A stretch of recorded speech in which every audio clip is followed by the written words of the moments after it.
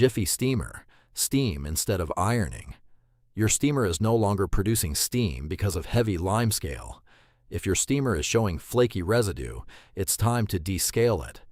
Whether you use tap water, your steamer will eventually build up limescale over time.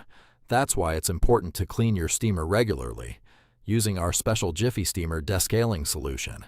And here's how it works. After removing the water tank, the hose, and the rod set, empty any remaining water from the steamer. Now pour our Jiffy Steamer Special Descaler into this black area until it is about half full.